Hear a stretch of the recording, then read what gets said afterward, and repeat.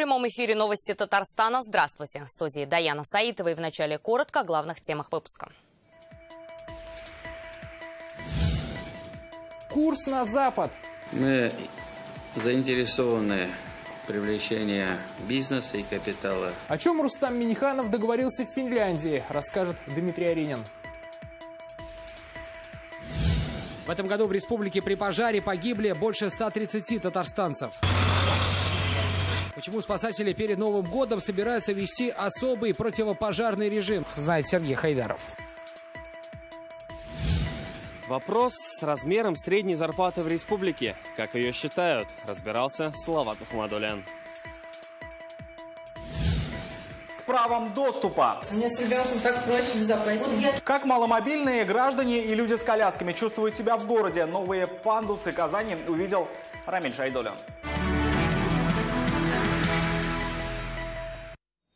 Направлений множество, перспективы многообещающие. Татарстан хочет расширить сотрудничество с Финляндией. Сегодня завершился рабочий визит Рустама Минниханова в эту страну. За 2 дня делегация республики посетила целый ряд мероприятий и провела переговоры по широкому кругу тем. Это инвестиции, стартапы, ноу-хау в индустрии культуры.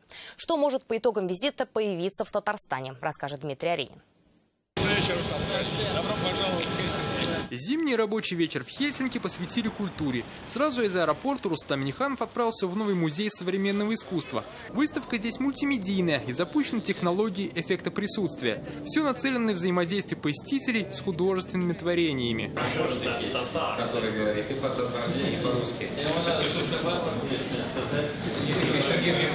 Рустам Минниханов похвалил сотрудников музея за внедрение новых методов работы, отметив, что нашей республике будет полезно обменяться таким опытом.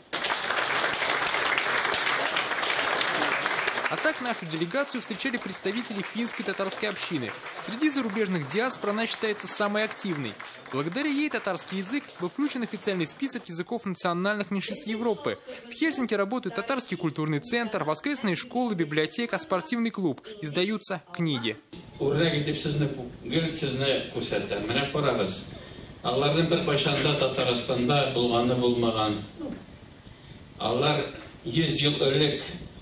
Айберләр алларак килеп, үзләренең ата-бабаларының исемен, телен, гореф-гадәтләрен, динен саклаган бездән милләттәшләребез. Отметим, что многие финские татары известны представители науки, бизнеса, культуры.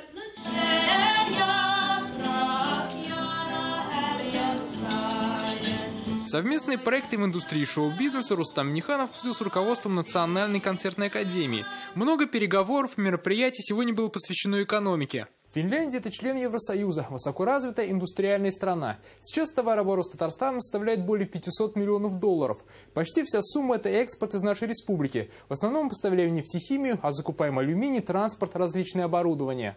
На встрече с финскими бизнесменами обсудили, что еще нужно сделать, чтобы инвесторы охотнее приходили в нашу республику. Можно констатировать, что в последние годы в многоплановое российско-финляндское сотрудничество в различных сферах вовлекается все большее число российских регионов наряду с традиционными приграничными.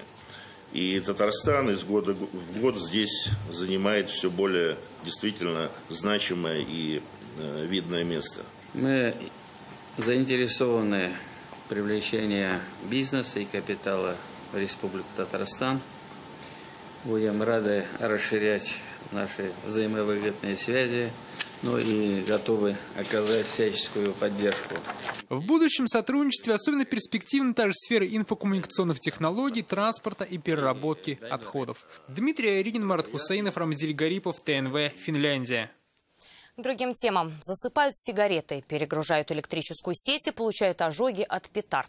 Об основных причинах травматизма и смертей на пожарах сегодня журналистам рассказали спасатели республики. Только в этом году огонь унес жизни 131 татарстанца. Это на 20 смертей больше, чем за аналогичный период прошлого года. Почему эта цифра неумолимо растет, у спасателей узнал Сергей Хайдаров. Кажется, что пожары для республики давно стали обычным делом и все чаще с жертвами. Этот инцидент прогремел на всю республику. Из-за неправильного использования электрооборудования в Арском районе сгорели 2 дома, 2 сарая и гараж. Хозяин погиб. А это последний, самый крупный пожар в Казани. Прямо рядом с университетом горят офисные здания. Здесь, к счастью, без жертв, но ущерб предприниматели подсчитывают до сих пор. Причина – замыкание противоледной системы под крышей.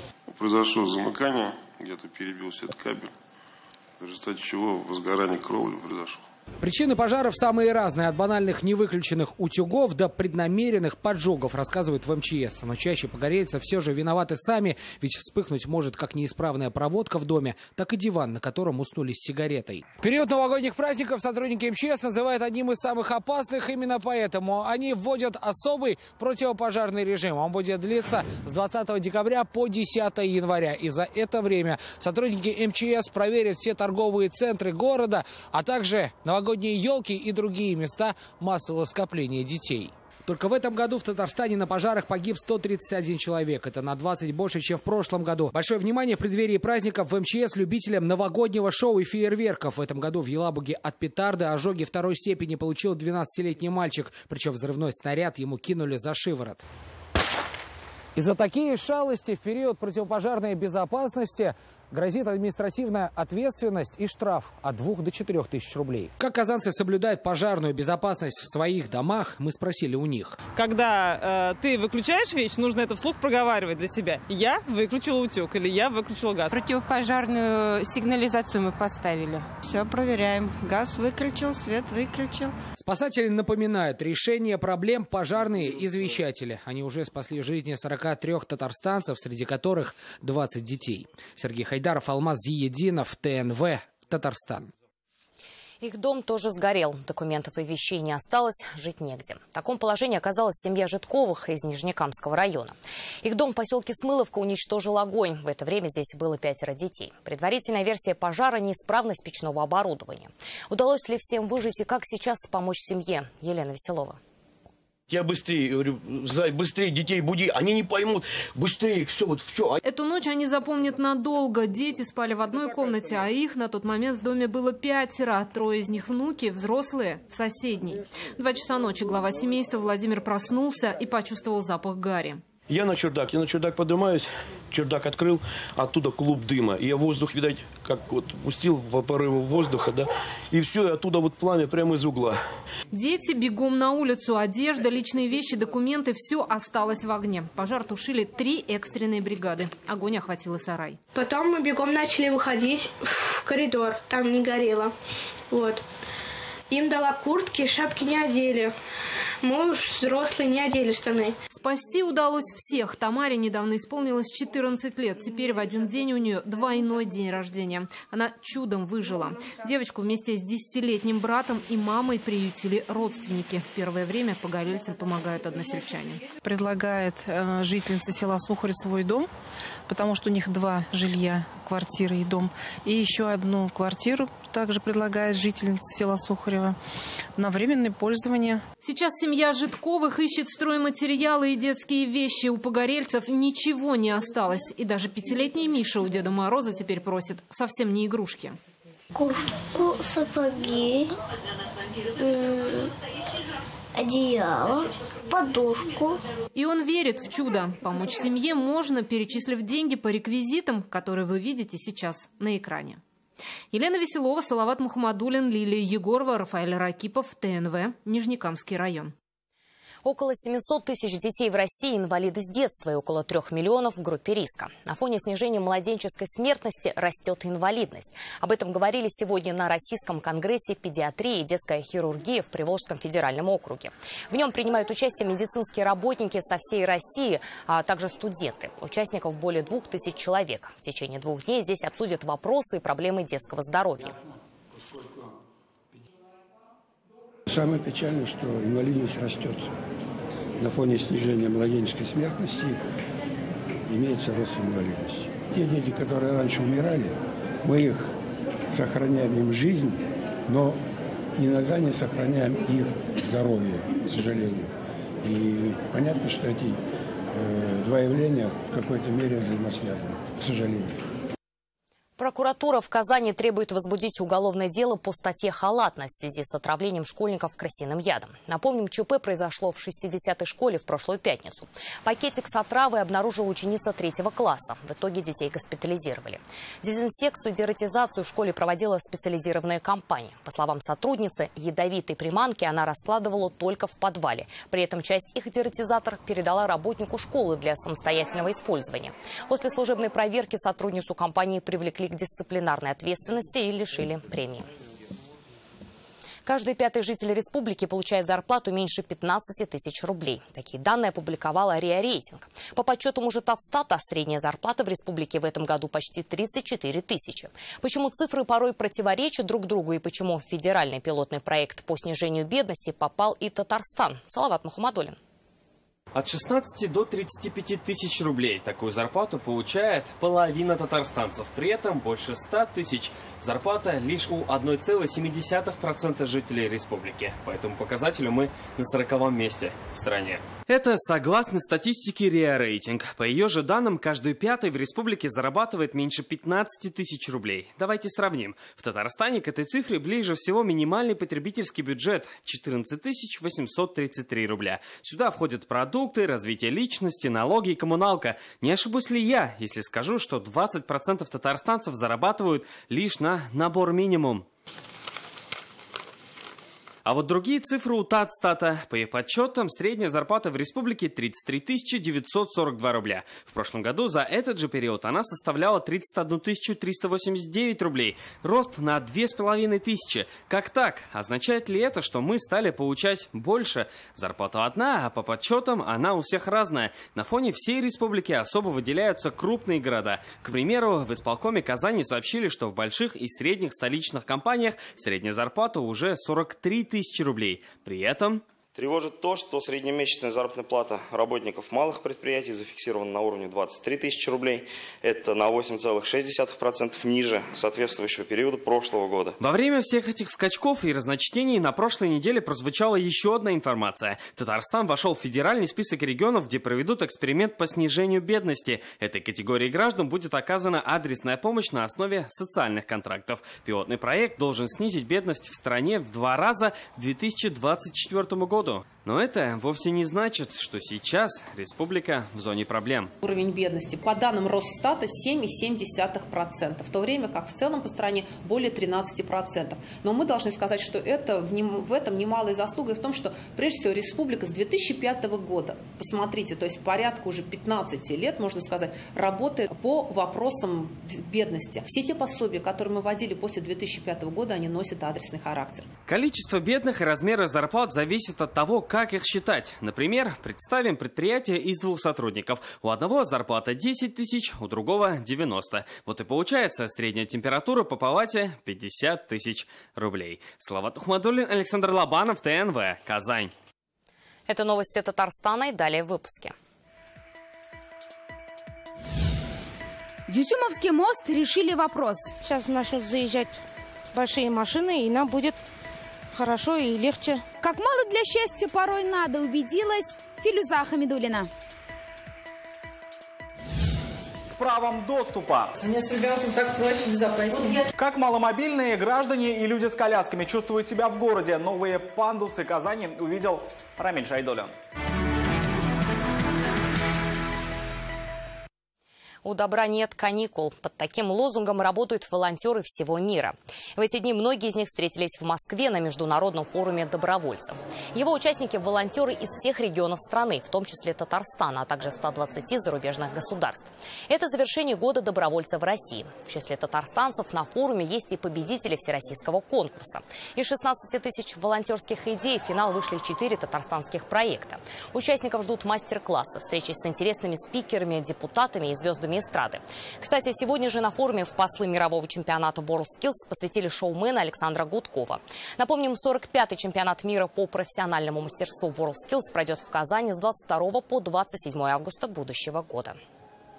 Сегодня я только увидела юных добровольцев, потому что я была одна в таком возрасте, как финалист конкурса, пока никого не видела, а так новое общение, новые друзья во всей России очень классно. Программа очень насыщенная и очень много мы познаем, работаем, учимся, чтобы применить дальнейшие свои знания в городе Казани. Создание сельхозкооперации, развитие фермерства и поддержка малого и среднего бизнеса. Сегодня председатель Госсовета провел совещание на Спасском районе. Глава парламента обсудил с участниками вопросы развития села. Фермеры попросили создать кооперации в каждом районе, стабилизировать цены на мясо и молоко, возобновить программу строительства домов для молодых специалистов.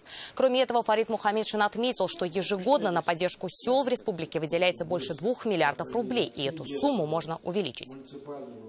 Его надо очень грамотно увеличивать, целенаправленно, чтобы эффект от этих вложений пришел в виде закрепления людей на местах, в виде увеличения продолжительности жизни людей. Дюсюмовский мост отремонтировали. В июле этого года жители Дюсюмова Сармановского района обратились к нам. Узкий мост с разрушенными подъездными путями вот уже несколько лет не давал покоя жителям. После выхода в эфир сюжета ситуация изменилась. Как мало для счастья надо. В этом убедилась и Филюза Хамидуллина. Сначала приехал трактор, потом приехали машины. Началась работа, стали таскать вот эти трубы. Лилия Хасаншина говорит, когда увидела, что начался ремонт моста, счастью не было предела. Еще вчера из-за узкого проезда их улица была отрезана от внешнего мира. Ни груз привезти, ни мусор вывезти. Раньше было трудно, тяжело зимой. Здесь с моста не могли проезжать большие машины. Все приходилось таскать на себе после этого. Ну, сейчас вот мост стал пошире. Сейчас начнут заезжать большие машины, и нам будет хорошо и легче. Построили мост еще в 80-х годах прошлого века и капитально ни разу не ремонтировали. В итоге он стал обрушаться. Тогда жители обратились к нам за помощью. После выхода в эфир сюжета о проблеме узнали в районе. Местные компании в стороне не остались. Сейчас мост расширился на сантиметр, 40-50 сантиметров. Сейчас спокойно машина может ездить. Этот мост соединяет 2 улицы, и вот на той стороне находится кладбище. И отсюда раньше на похороны ходили пешком, а это около 300 метров. Благодаря ремонту сейчас отсюда могут проехать и большегрузы, и катафалки. На все понадобился всего лишь 1 день. 20-метровую трубу сварили сами местные жители. Так мост расширили на полметра. На следующее лето планируют укрепить его основание и осыпать края щебнем, чтобы мост прослужил еще несколько десятилетий. Филюза Хамидуллина, Ирик Хабибуллин, ТНВ, Сармановский район. Те, кто самостоятельно не могут достучаться до местных властей, делают это через народный контроль. Особенно популярен раздел «Доступная среда». Так, после обращения в Татарстане установили больше 1200 пандусов. Как маломобильным людям идут навстречу и всегда ли это удобно? Об этом Рамиль Шайтуллин.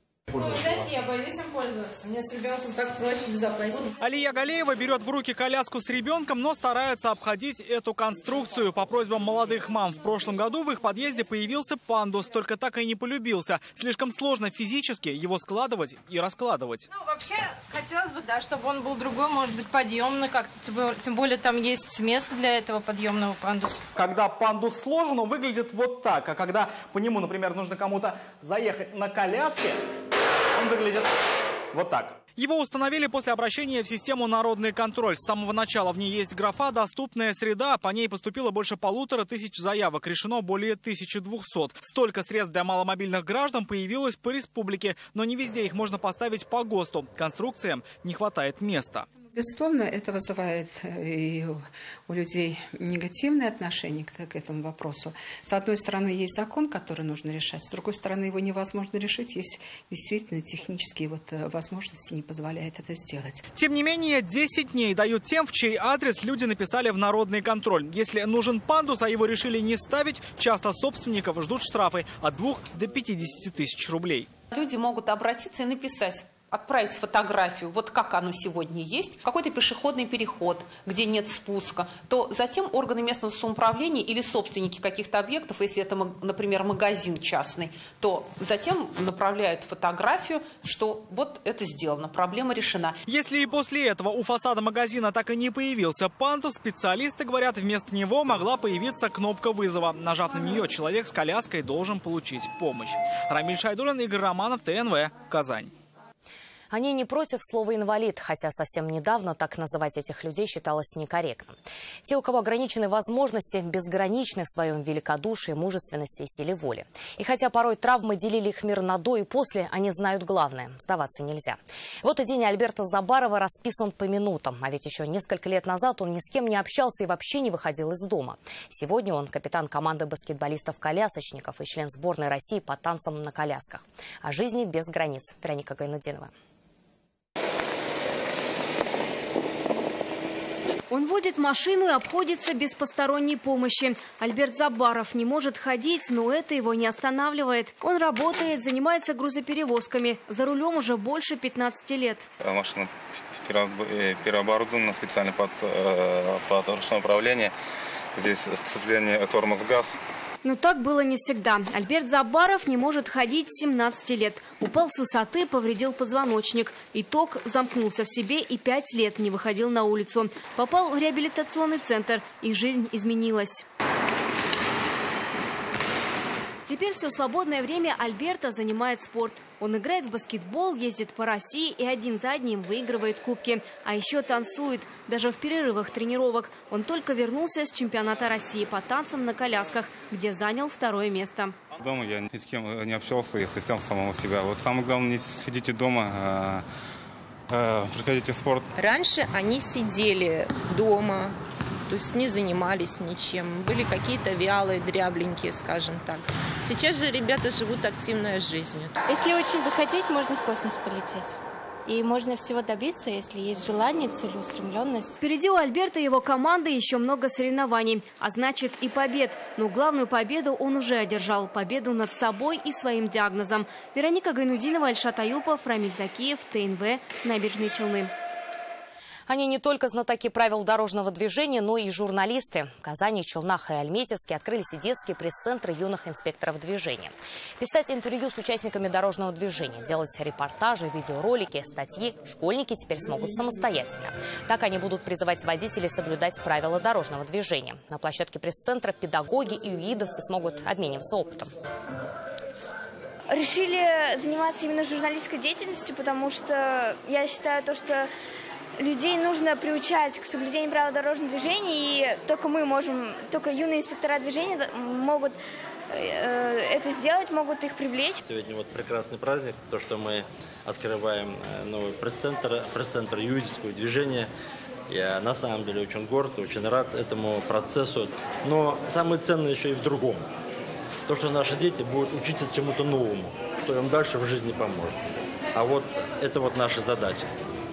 Чтобы они учились, росли, могли, чтобы у них получалось.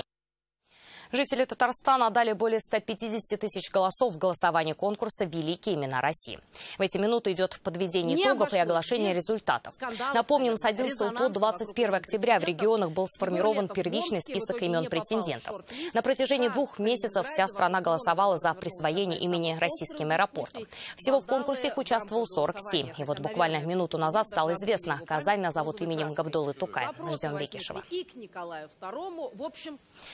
Он участвовал в освобождении Украины, Польши, Германии, Чехословакии. Сегодня в Казани презентовали книгу участника Великой Отечественной войны по маршрутам опаленной молодости. Александр Малов, 17-летним, попал в полковую школу. Полгода ускоренной учебы и отправка на фронт в 1943 году. Сейчас, спустя столько лет, он не забыл ни минуты, проведенной на войне. А сегодня презентовал автобиографическую книгу. В ней не только воспоминания прошлых лет. В 2017-м он снова взял Берлин. Старейший ветеран журналистики через 68 лет смог осуществить свою мечту. Посетил места своего боевого прошлого. Сегодня его поздравили друзья и коллеги. Я побывал на всех кладбищах, погостах советских воинов. Побывал даже на немецком кладбище. Все места, где я посетил, какие там инстанции, изложены в самой книге. Они тоже герои нашего времени. В следующем сюжете речь пойдет не о простых татарстанцах. Кому-то 9, кто-то старше, объединило их одно – желание спасти из беды, забыв о собственной безопасности. С теми, кто всегда готов прийти на помощь, сегодня пообщалась Алия Хайруддинова. Мальчик был в квартире один. Орден на грудь, вспышки фотокамер. В руках 9-летнего Ильназа Смирнова диплом героя нашего времени. Он нехотя вспоминает августовский день, когда в его квартире начался пожар. Тогда без паники закрыл балконную дверь, чем буквально спас дом от огня. А после звал на помощь и дышал свежим воздухом через форточку. Пожарники пытались меня спасти, но они не смогли. Потом папа побежал и спас меня. Земфира Михайлова и Аида Богатырева с трепетом показывают фото девочки, которую спасли. Она тонула в реке Огрызка. Обе, не задумываясь, бросились ее спасать. До приезда скорой оказали первую помощь и привели ребенка в чувство. Мне кажется, каждый бы поступил так же, как поступили мы. Павел Мухин уже покорил мир. Он первый чемпион мира из России по брейкдансу. 8 лет тренировок сделали главное – воспитали дух победителя. У меня не было сомнений. И не потому, что там не было соперников и так далее. Я просто был уверен.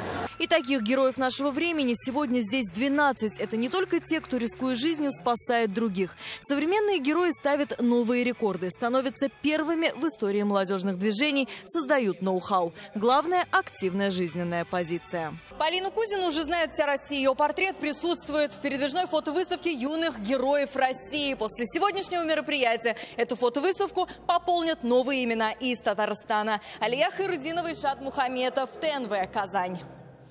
На этом наш выпуск завершен. А еще больше новостей читайте в наших соцсетях ВКонтакте и Инстаграм. Вечерний эфир продолжит программа «Вызов 112», а сейчас прогноз погоды. До свидания.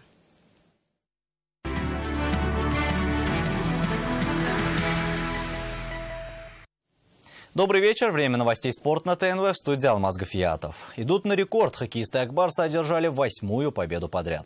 В заключительном поединке домашней серии казанцы принимали аутсайдера лиги «Северсталь». Данис Зарипов обещал наголо побриться в случае аншлага на трибунах, однако зрители не смогли заполнить Татнефть-арену. На 10-тысячном стадионе было чуть меньше 7 тысяч зрителей. Первые минуты матча «Северстали» еще долго будут сниться защитникам Акбарса и вратарю Подъепольскому. Последняя команда КХЛ в турнирной таблице забросила 2 шайбы и могла отличиться еще. Хоккеисты Акбарса начали просыпаться, появились атаки, и в ворота соперника полетели шайбы. До первого перерыва удалось сравнять счет. Дальше Владислав Кар и чешский нападающий Ржи Секач установили на табло окончательный счет 4-2. Все работаете и также все выкладываете на льду, все свои силы, и тоже достигнете чего-нибудь. Татарстанские синхронистки стали лидерами международного турнира в Праге. В столице Чехии завершился 37-й рождественский чемпионат по синхронному плаванию. В престижных соревнованиях приняли участие представители 23 стран мира. Нашу страну представили команды из Санкт-Петербурга и Республики Татарстан. Наша сборная выступила во всех видах программ и стала лидером турнира. За 2 дня татарстанцы завоевали 5 первых мест и 1 второе место в категории девушки от 15 лет и старше. Ярким открытием турнира стала представительница нашей республики Анна Гордеева. На высшую ступень пьедестала она поднялась 4 раза. Тем временем представительница спортивного клуба «Нефтехимик» Диляра Саберзянова завоевала бронзу на этапе Кубка России по лыжным гонкам. Соревнования прошли в Красноярске. В них приняло участие 70 спортсменок из разных уголков России. На дистанции 10 километров свободным стилем нижнекамская лыжница финишировала 3-й, показав лучший результат среди 10 татарстанок, участвовавших в гонке. Это 2-й турнир сезона, в которых участвует мастер спорта международного класса из Нижнекамска. В конце ноября в вершине Теи Диляра Саберзянова испытала свои силы на всероссийских стартах. И это все новости спорта к данной минуте. Будьте здоровы и занимайтесь спортом. До свидания.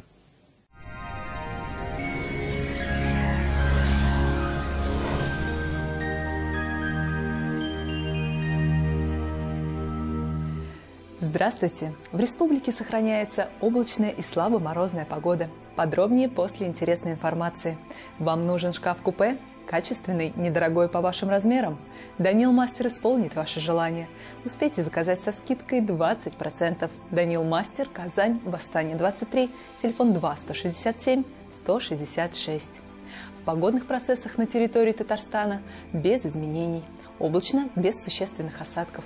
По данным сервиса Яндекс.Погода, на юго-востоке республики похолодает до -9. На северо-востоке Татарстана ожидается снежный день, -6. На севере Татарстана температура будет колебаться от -5 до -8 градусов. На северо-западе республики весь день будет идти снег, -5. На юго-западе Татарстана аналогично -4, -5 градусов. В центре республики чуть прохладнее до -7. Также пройдет снег. Спонсор показа – клиника Фарм-Т. Лечение аденомы простатита по европейским стандартам, без боли и операции на аппарате Термекс. Телефон в Казани 292 66 77. Клиника Фарм-Т. Радиоволновое лечение аденомы и простатита на израильском аппарате Термекс. Без боли, без операции. 292 66 77. Болезни позвоночника часто служат поводом для хирургического вмешательства. Мне уже удаляли грыжу позвоночника и снова направляют на операцию. Что делать? В таких случаях готовы помочь в медцентре «Доктор Ост». Здесь проводят лечение на уникальных роботах, которые приходят на смену скальпелю хирурга. У пациентов, как правило, уже после нескольких процедур возможно уменьшение боли и улучшение подвижности. Не терпите боль. Запишитесь в «Доктор Ост». С болями в спине и суставах медицинский центр «Доктор Ост» поможет справиться без операций и протезов. Современные технологии, запатентованные методы и профессионалы своего дела. Вернуться к полноценной жизни просто. В Казани с утра и до самого вечера ожидаются осадки. До -5. Ветер южный 3 метра в секунду. Атмосферное давление 763 миллиметра ртутного столба. Влажность воздуха 92%. На дорогах местами гололедица. В магнитном поле Земли без заметных возмущений. На этом наш выпуск завершен. До свидания.